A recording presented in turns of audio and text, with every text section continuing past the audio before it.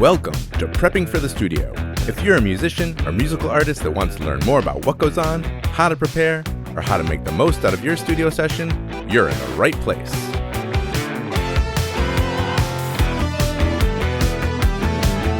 Prepping for the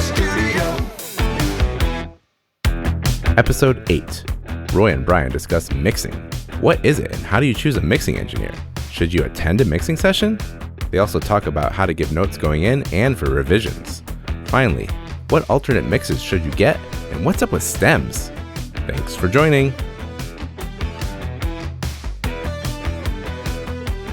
Hello. Welcome back to Prepping for the Studio, Episode 8. This is the podcast for musicians who want to know more about what goes on in the studio, how to prepare, and how to make the most of your time and money. I'm Roy Silverstein, and I'm joined by my co-host, Brian Schubel. Hello. Hi, Brian. How you doing? Pretty good. Awesome. So yeah, guys, thanks for tuning back in to Prepping for the Studio. You can always get the ebook version of this podcast over at preppingforthestudio.com. We're recording here in San Diego at my studio, Rarefied Recording, and we are ready to talk finally about mixing now. Yay. You've gone through now a whole bunch of stuff about prepping for recording and recording itself, which was episode 7.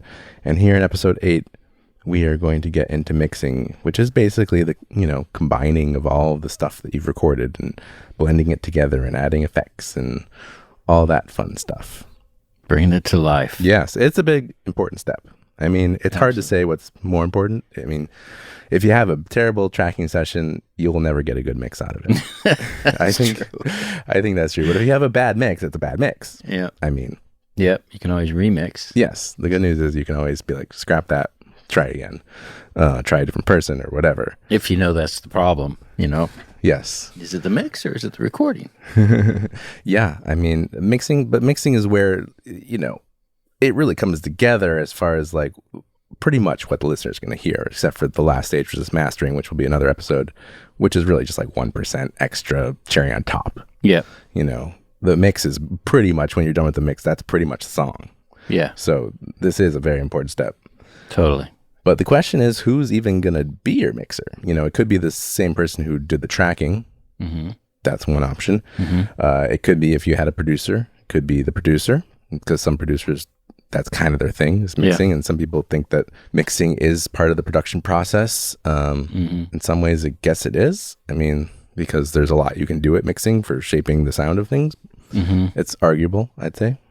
I don't know, how do you feel about that? Do you think mixing is part of producing or not really? I would, with the way we used to do it in the old days, the producer just oversaw everything. Mm-hmm. So he would oversee the mixer. Yeah. So there would actually be a mixer and he would just say, oh, I think we're going to need to do this to it. We might need to go a different direction with that. Yeah.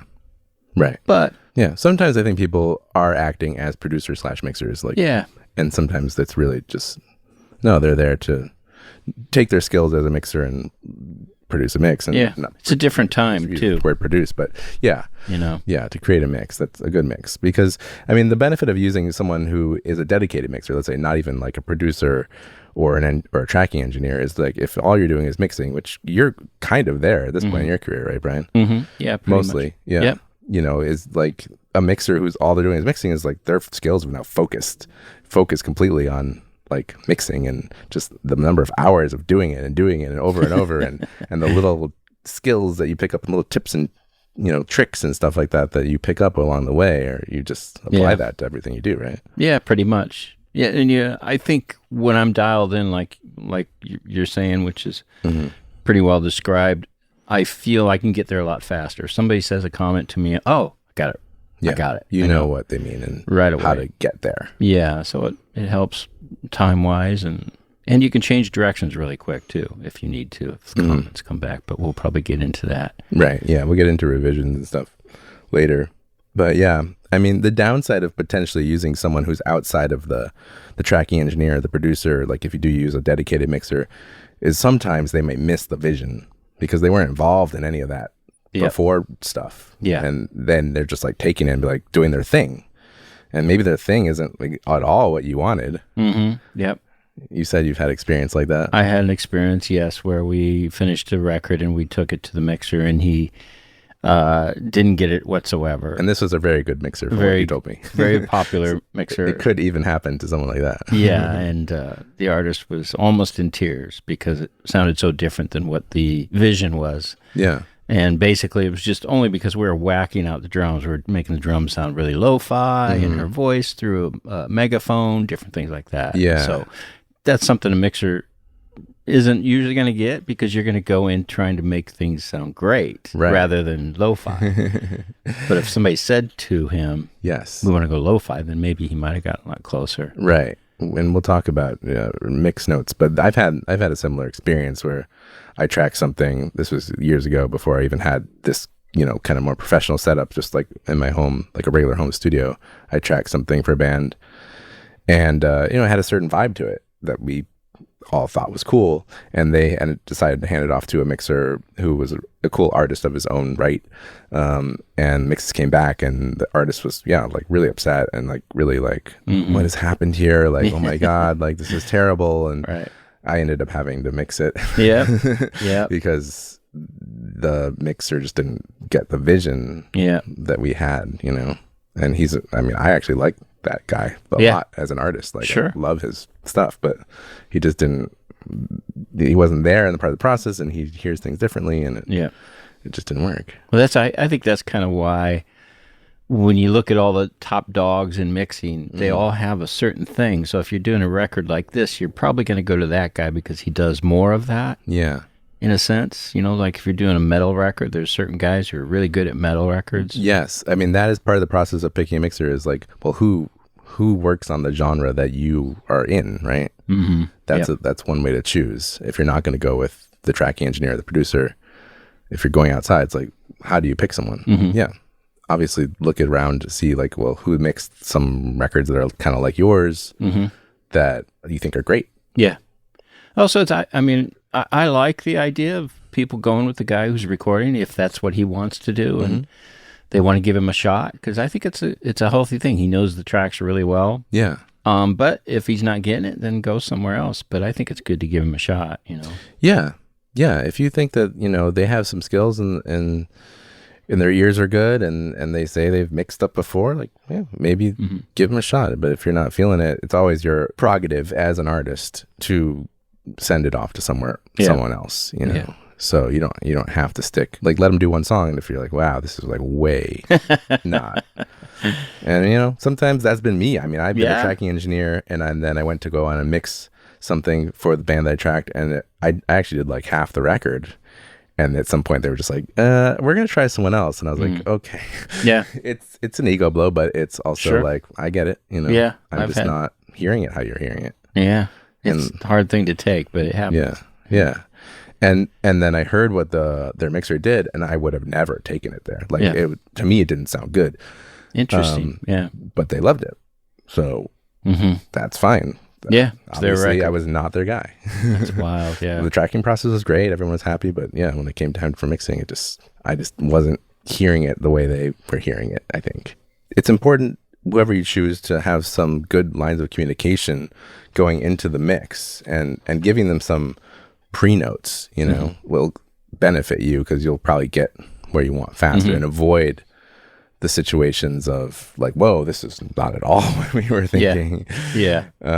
So any sort of direction you can give the mixer can be, very helpful, including references to other. References I like, yes. Yeah, to other songs. I will say, yes, when you're giving notes, personally, I wouldn't get into details. I would just an overall, because I've actually turned projects away because I've gotten 5 pages of like what they want this pan to the left and this go over here, and then really lo-fi. It's like, you got to give the mixer some freedom. I know what you mean. Yeah, I've had stuff like that too recently, where it's like a lot, not too much. It's been okay, but it was some detailed notes of like, at this time, like this guitar should come up, and they were only basing it off the rough mix, which is like, well, the rough mix was just thrown together, like, so I know what you mean.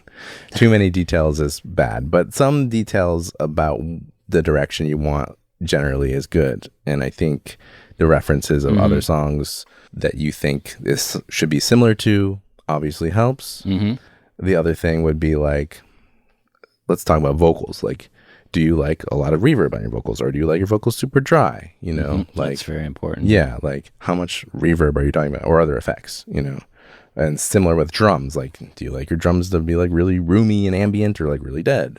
So like things like that. You know, how loud do you like the drums? Like, you know, powering the mix, or a little more laid back? You know, or any other specific things about like which instruments are important here and which ones are just what someone called window dressing, you know? Yeah, right.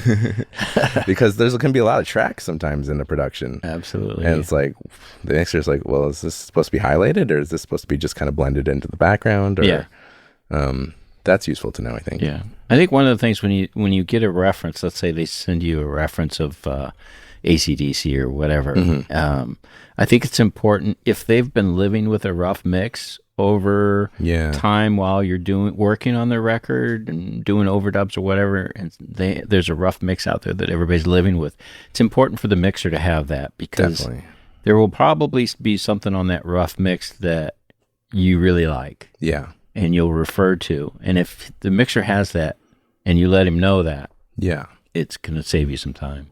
I agree. And I also think it's helpful for the mixer to see like, what everyone's been listening to and knowing what the benchmark is, sort of.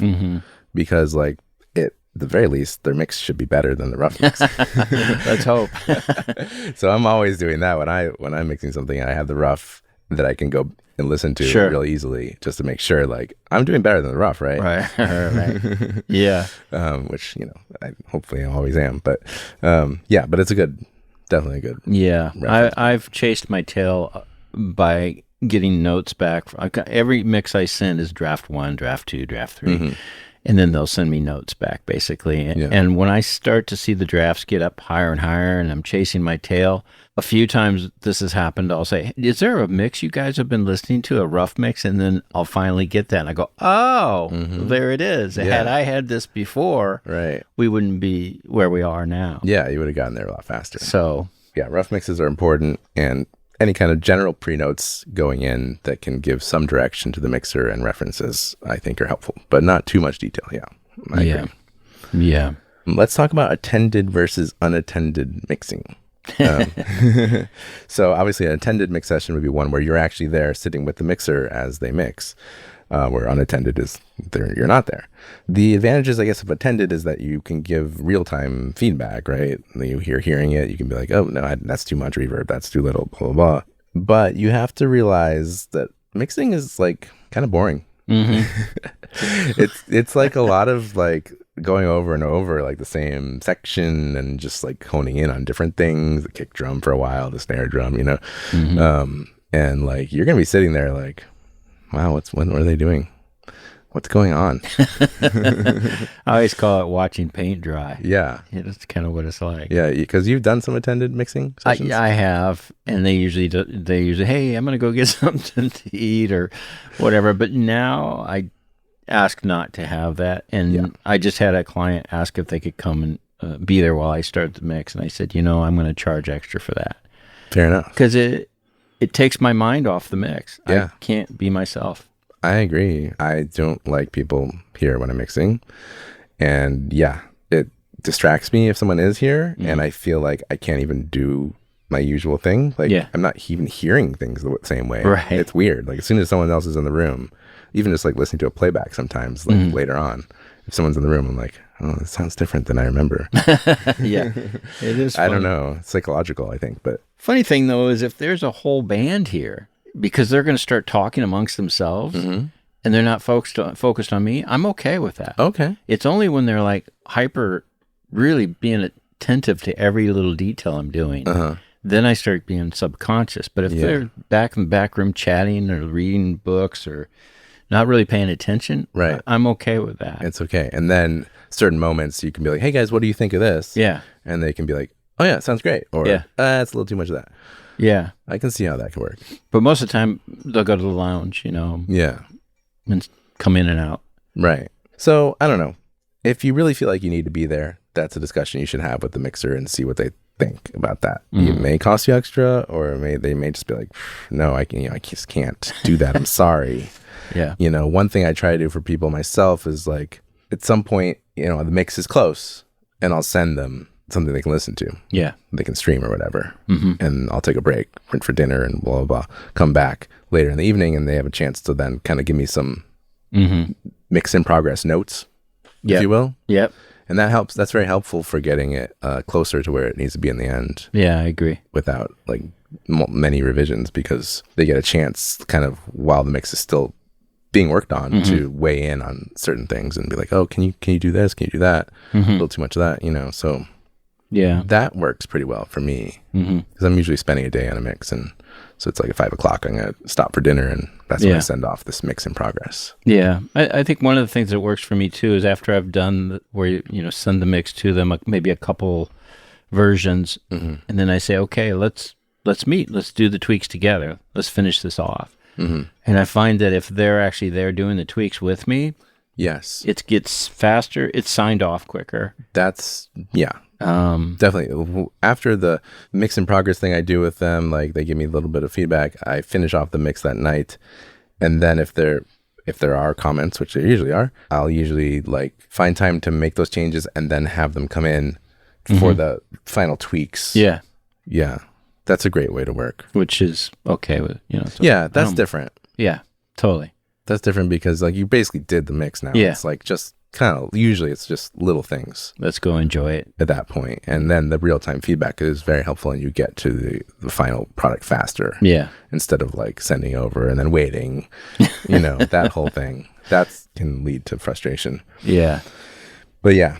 I think best to do unattended if you can stand that. I mean, if you're thinking like, oh, I'm going to go and I'm going to watch them and I'm going to learn how to mix. It's like, yeah, you might pick up some things here and there, but like, don't expect that you can just go home and like do what they did. Like, mixing is definitely a 10,000 hour or whatever, you know, endeavor to get good at it. Like you have to practice and make what techniques are out there work for you. Yeah. I'm happy to show people. And the few times I've had people when I'm actually mixing a song and they're sitting there, never fails, they'll ask something. And I'm more than happy to show them. Yeah. And then it'll happen again 3 or 4 minutes later. And then I start to go, well, I'm outside this mix now. I don't feel like I can continue because my head's not in it. Now I'm thinking about you. Yes. And what questions. Well, this goes back to having people there. Yeah. Exactly. Which is fine, but it's hard. It is hard. It's really not the best way to do things. You want your mixer to be able to get deep into the song. Right. And basically almost zone out. There is a zone where you zone out. I love that. And you're just like intuitively like reaching for all the things in your toolbox and you just once you get good at it, you just know, oh yeah, I'm going to do this. Oh, now I'm going to do this. Oh yeah, this needs a little thing. And ideas pop in. It's pretty cool. Yeah. I like totally.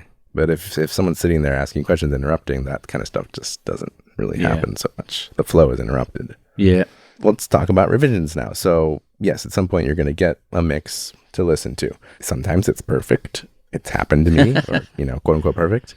But a lot of times there's some even small thing that is bugging you about it and you'd like to change, which is fair enough. So here's some tips on how to go about the revision process. I would suggest, if you have a band and you're not a solo artist, I would suggest assigning one individual to be like the point person who's going to communicate to the mixer and collect the feedback and stuff like that. Because if the mixer is getting 5 different people contacting them through 5 different ways, and they're supposed to now combine all those notes themselves, things are going to get lost. Yeah. And it's just going to be annoying for the mixer. It's hard. Yeah. It's hard to keep track of all these people telling you sometimes different things. Yeah. Contradictory things. It's no fun. Everyone wants to be louder. Yeah. So better to assign like one person in the group, if it is a group, to be like the point person, share the mix with everyone who needs to have, who's a stakeholder in this thing, share the mix with all those people. Give some time to it too. Like you should be listening, I think, over the course of several days on different systems at different volumes and at different times of day, maybe even, you know? Yeah, totally. And sometimes actively listening and sometimes more passively listening, I feel like. Yeah, that's always good. Yeah. Because if you base it off of just like your initial gut reaction on one system, like you may came up with some notes that aren't the greatest. Yeah. You know, because some systems have like weird anomalies where they just something pops out in a weird way and then Yeah. won't on another. So you don't really want to base like everything off of just one playback system. Yeah. That's good. So listen in your car, listen on headphones, multiple sets of headphones maybe. Mm-hmm.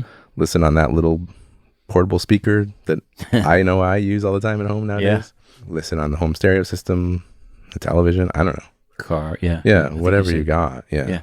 And then the active versus passive, I think that's important too, because like a lot of people listen to music very passively. Right. You know what I mean? Yeah. I think there's a mistake, a trap that you can fall into of listening too closely to each individual element of the mix and being like, oh man, why the kick drum sounds weird or the blah, blah, blah, you know? But how does it work in the song? Yeah. So you gotta try to listen to it as a whole if you can. And not too, I mean, you're paying attention, but sometimes it's good to also, like I said, let it just wash over you. Mm-hmm. You know, how does it feel? Mm-hmm.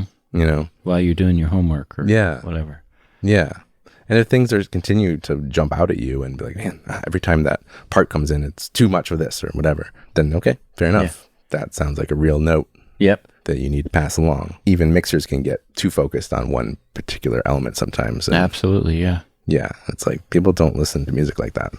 It all comes at the average person just all at once. Mm-hmm. You know, do that. Take your time with it. Have the point person collect the feedback. Look at all the feedback and see if anything is contradictory because it can happen. Totally. Where one person thinks kick drum needs to go up, the other person says it's too much. Yep.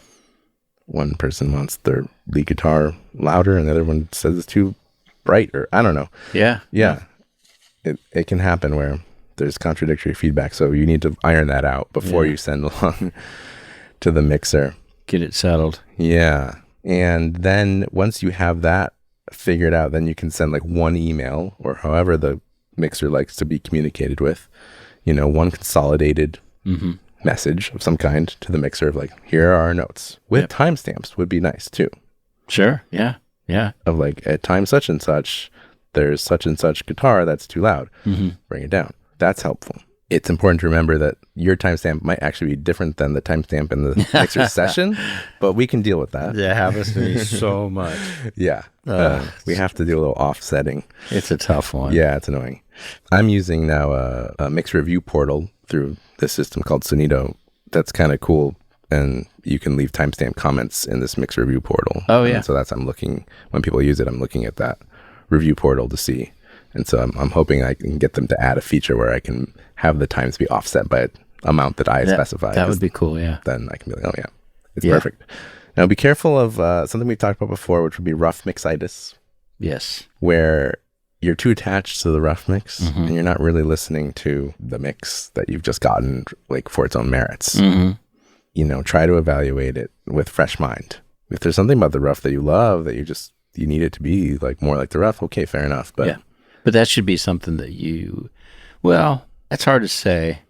Maybe after the first one you hear it's too far away from the rough, then you say, you know what, let's get closer to the rough. Because, you know, going in and saying, hey, we want it just like the rough but better, that's okay, I guess, but I don't know. Yeah. I don't know. I mean, you might be tying the hands of the mixer a little Mixers do have a lot of experience if you're using someone's experience and a lot of potentially great ideas. Yeah. You know, and it might be worth letting them do their thing and see what happens. Yeah. And evaluating it at that point.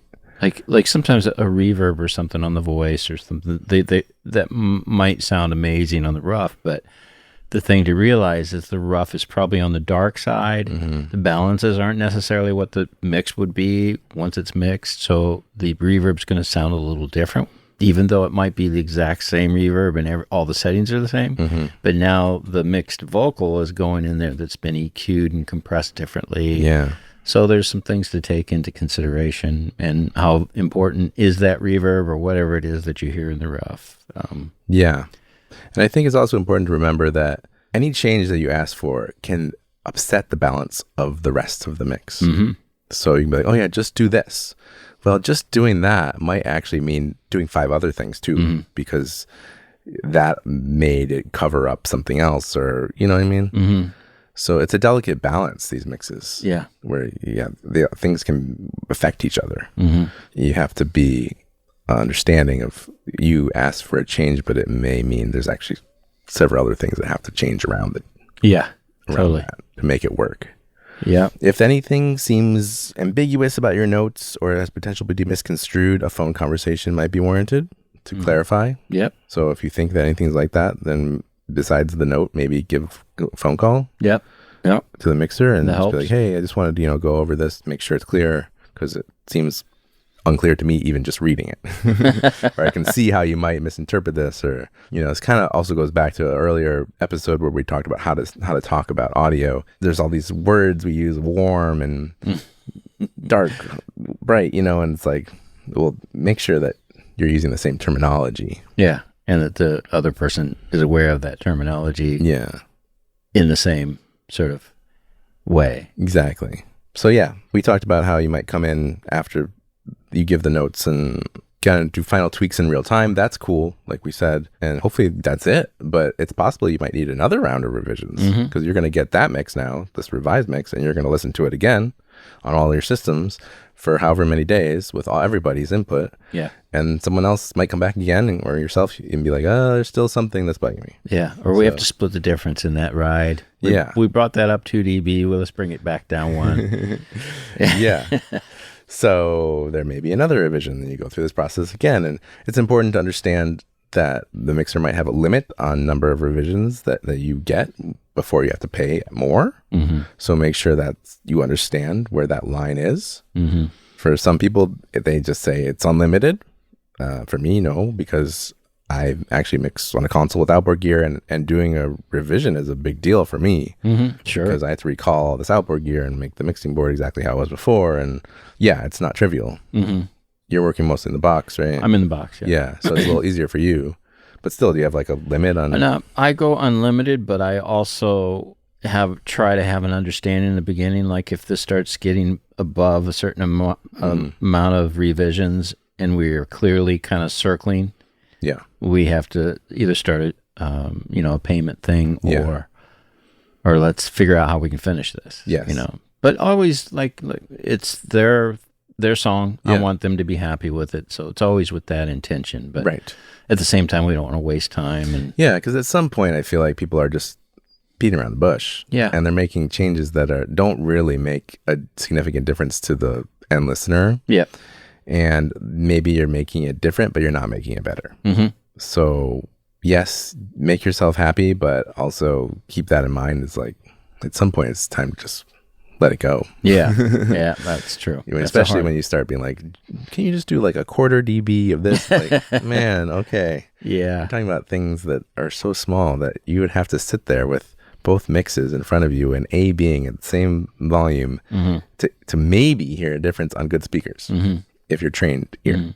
And 2 months down the road, you probably won't remember the tweaks that you did that, on some of the later tweaks. And there's no perfect mix. I mean, you take it to a certain point and you got to let it go, let it fly. Yep.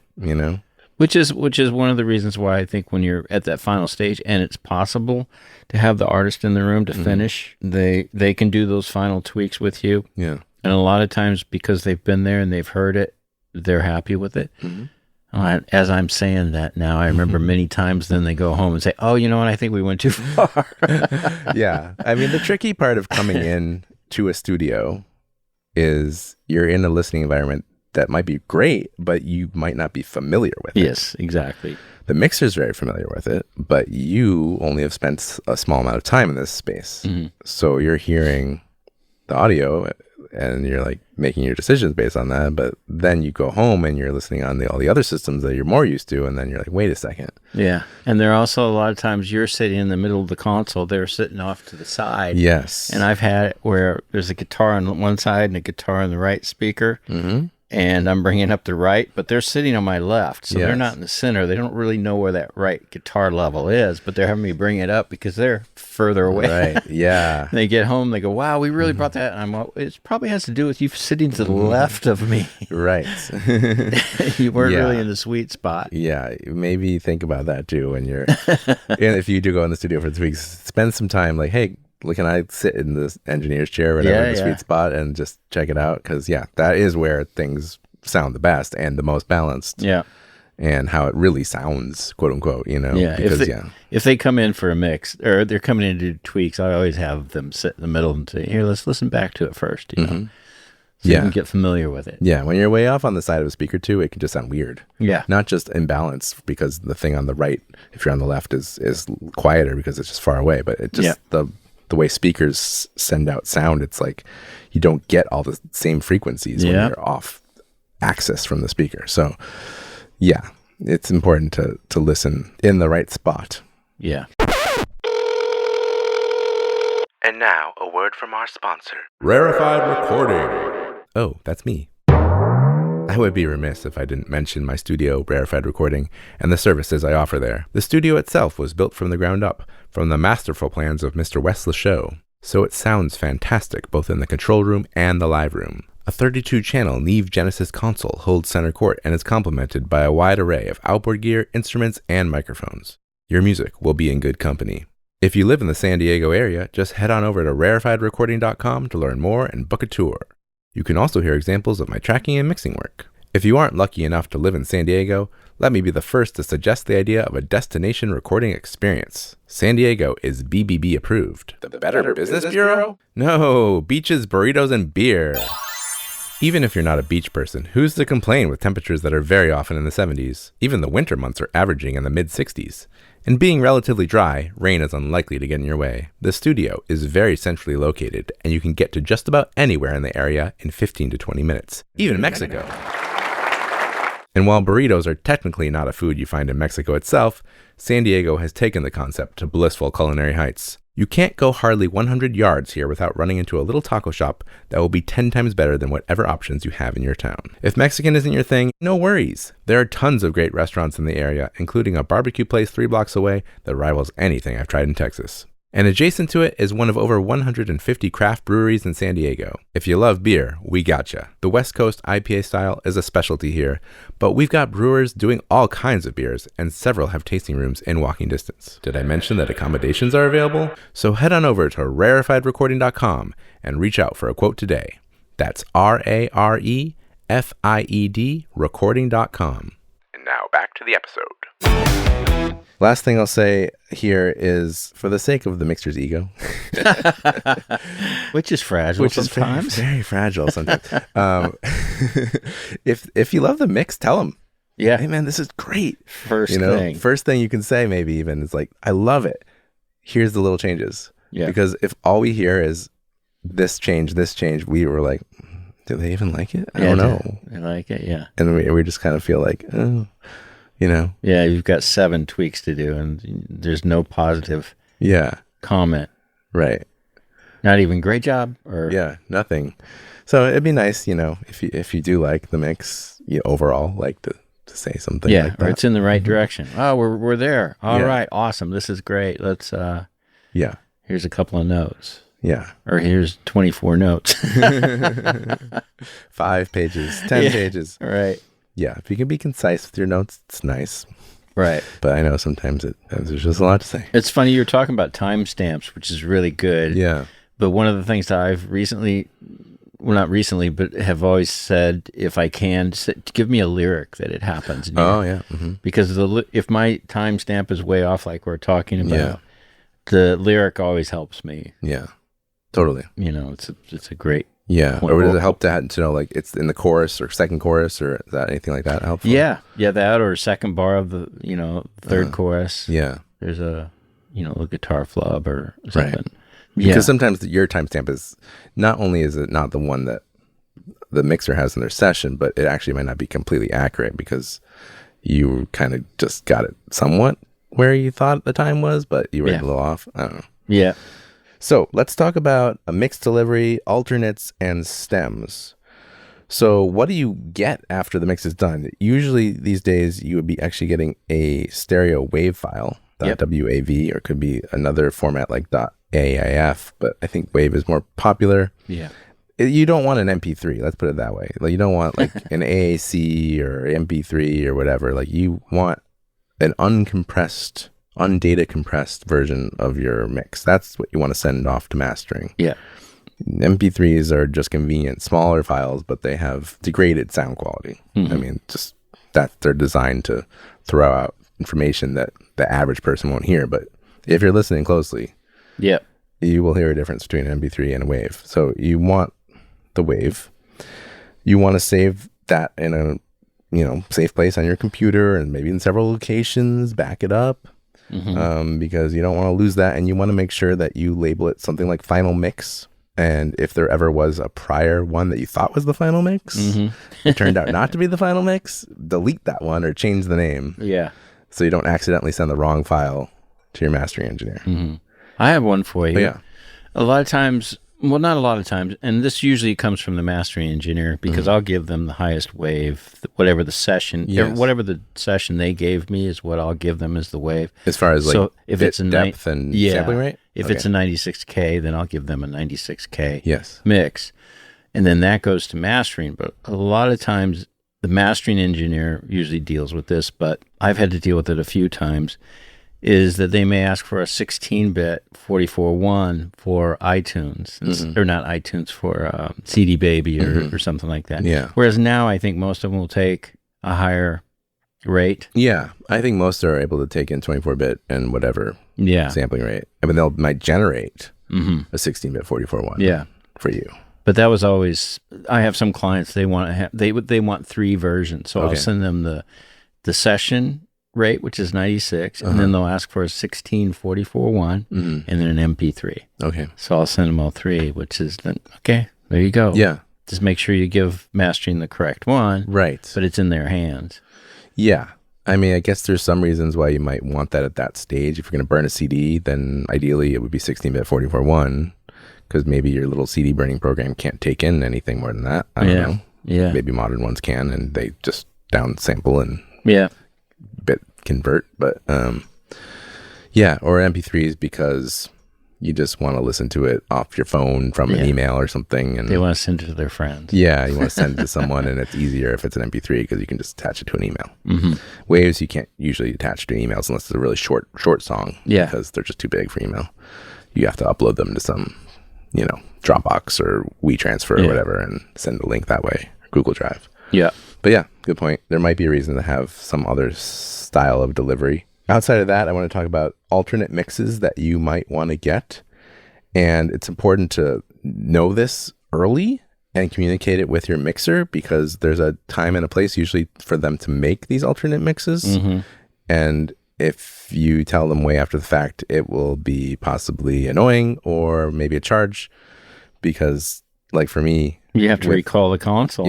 For me, recalling stuff, like I want to do any kind of alternate mixes after we've decided, okay, this is the final mix. And now I'm going to print your other ones, which could be an instrumental. Sometimes this is something that you need, either maybe if you're going to have like a karaoke version of the song, or it needs placement in television or movie. Sometimes they want an instrumental. So think about that.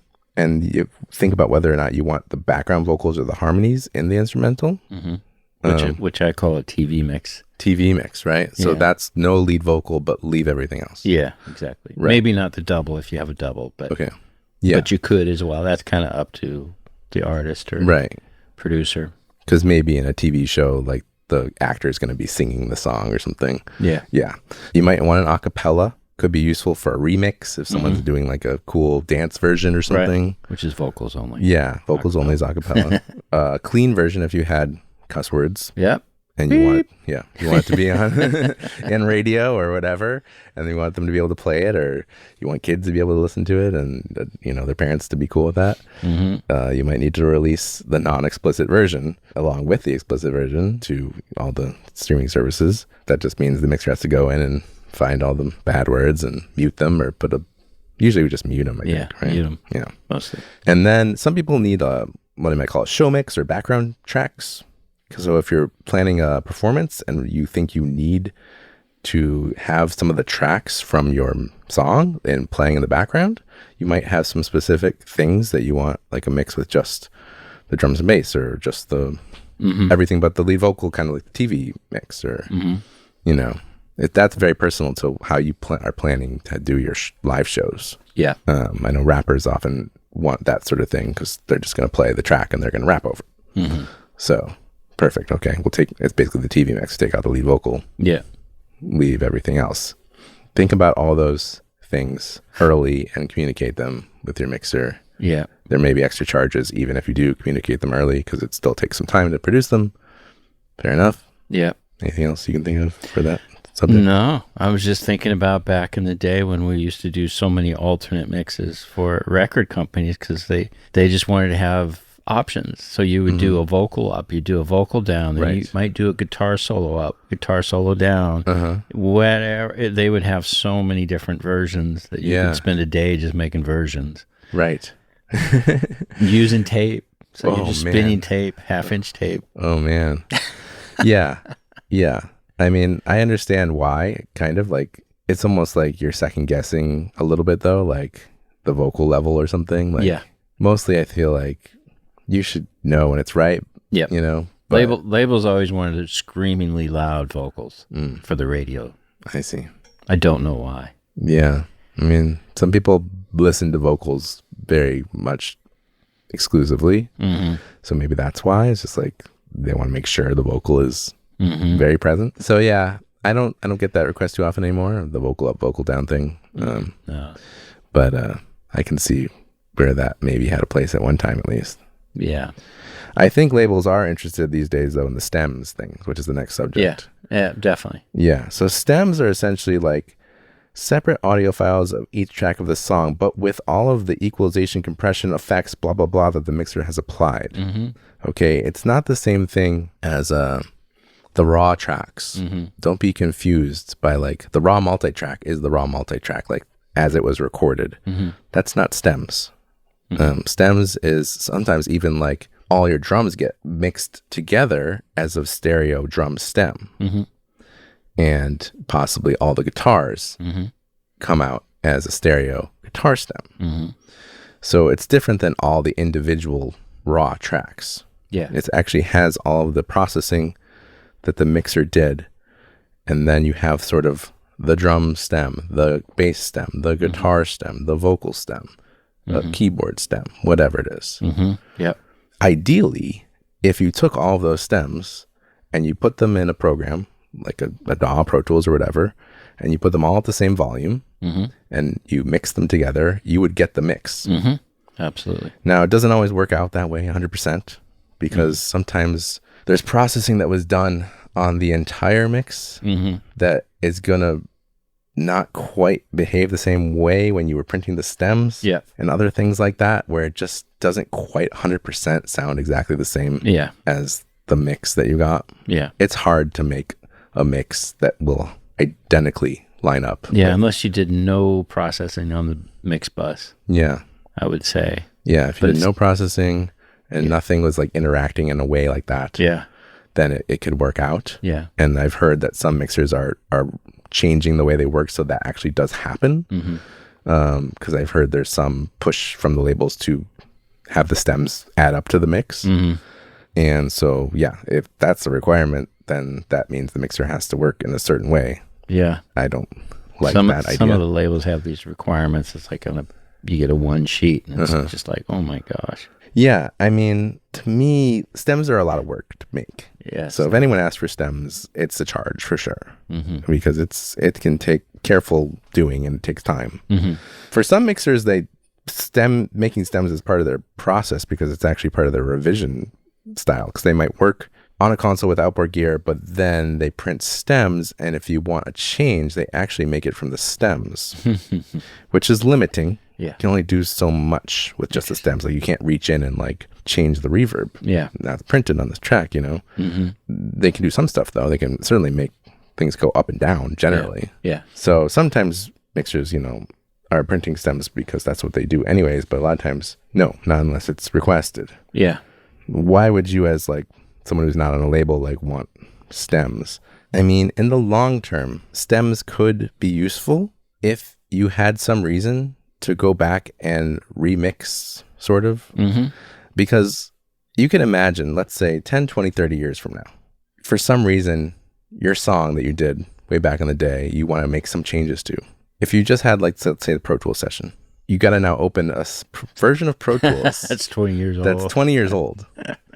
Well, it may not open. Yeah. For various reasons. The new version of Pro Tools may be incapable of opening it. Mm-hmm. Even if you could get a machine that had this old version of Pro Tools, do you have all the plugins still that were used on that mix? If it was mixed not 100% in Pro Tools, like I work with outboard gear, does that mixer have that piece of outboard gear? Do they have the settings? Can they actually like recall that mix way later? It's going to be a long shot. But if you have the stems, well, you can just put those into any DAW, and at least you have something close to the mix, and you can only affect certain things, like I said. Like you can't reach in and change the way something was processed. It's baked in. Yeah. But you can change general levels and that kind of thing. Well, like if you have a bass stem, you could replay the bass if that's what you want to do. Yeah. You could replace certain the bass. things you could do, but yeah. So there's some limited things that you could do better way later if you had the stems, but it's still limited. You have to think about your trajectory of your career, I guess, and like, do you see this being important for yourself? I mean, if it's going to be in a commercial or a TV show, a lot of times they may want stems. Okay. So in the intro of the song, you may hear your full, or intro of the show, you may hear your full song, like a chorus or something. Okay. And then it goes into a little, a commercial break, and there's a part of the song. They might want to just use the bass and drums of the same song just for like 6 bars. You know, so they usually like to have that when you get songs into a placement or a movie or something. So that would be another reason. Okay. Fair enough. I need to update my ebook about that. Because I just did a mix for somebody for a commercial, and they wanted stems, and I said, "Oh, okay. Are they going to use them?" Oh, yeah. They'll probably definitely use them for the commercial, and different. It can even be in different cities. They might use different parts for. Oh, interesting. Huh. It's a whole nother. Wow. I didn't know that. Yeah. Okay. So yeah, there's a reason to get stems. Another reason is this whole Dolby Atmos thing or Apple Spatial Music is a thing now, and I don't know where it's going. I don't really talk about it in the ebook because it's pretty new still. So that would be, you know, if you don't know what it is, it's basically a surround format. Like we've had, going back to the 70s, we had quad where there was basically 4 speakers around you. Then they did 5.1, which was 5 speakers around you plus a subwoofer. And neither of those took off. Like there are formats that came and they died. Yep.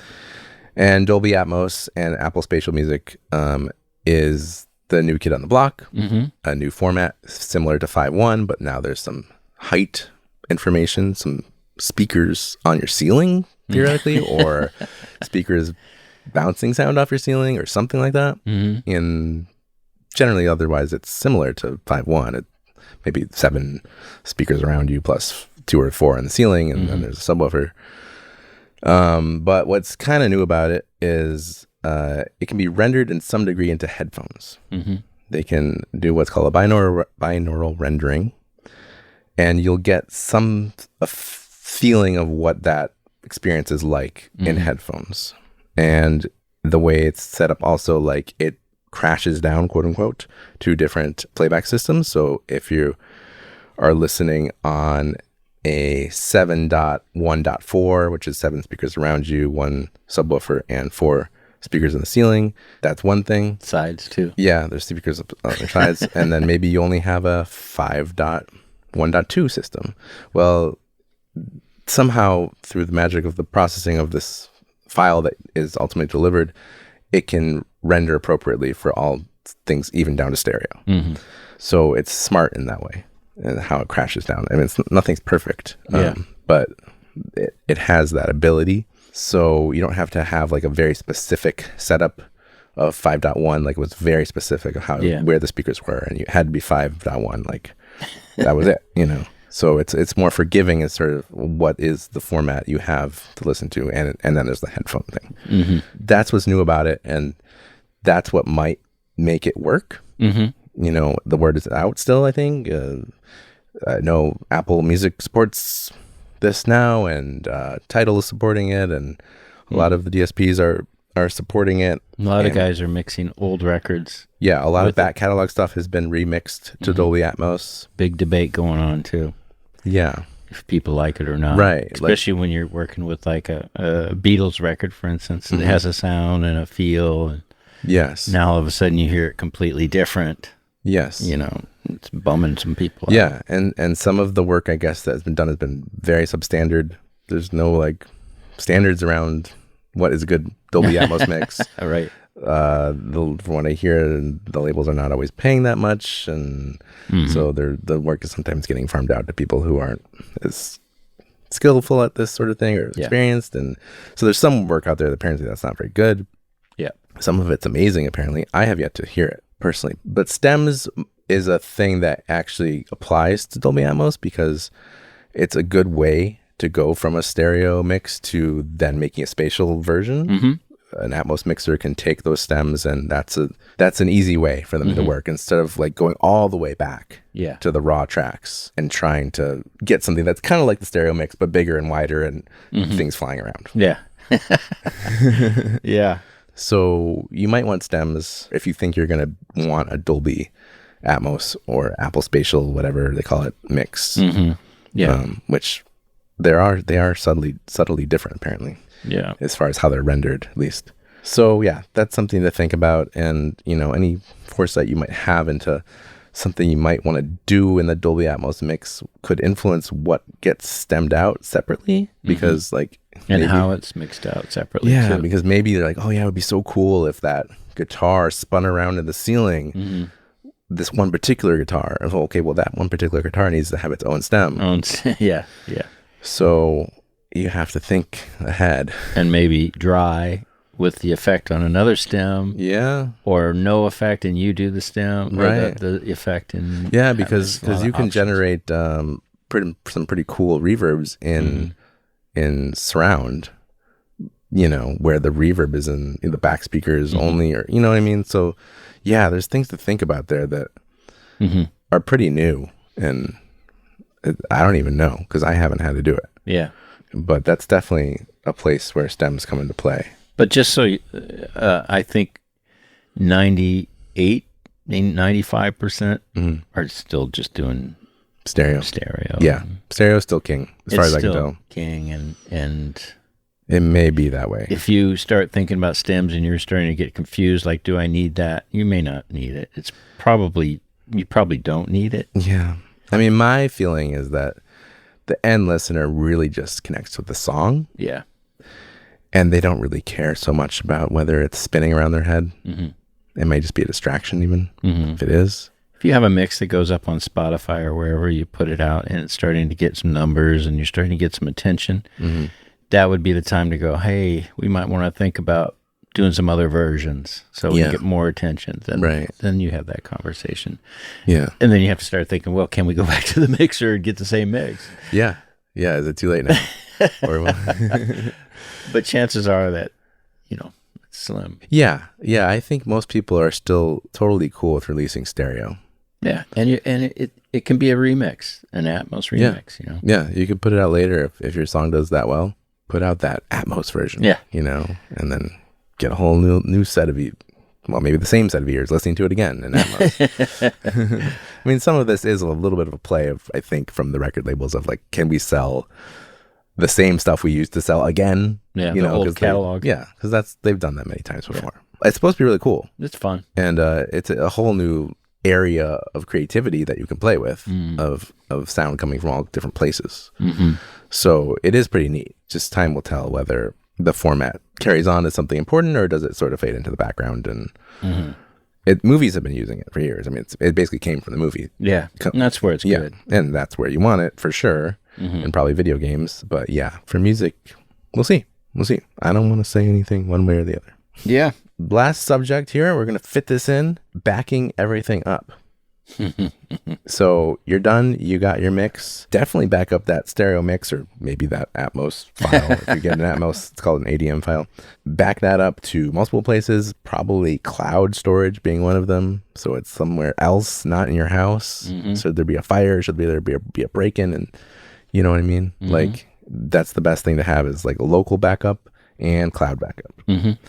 And backup, get a copy of the whole session of whatever it is, Pro Tools, whatever Logic, whatever your mixer is using. Even if you can't open it.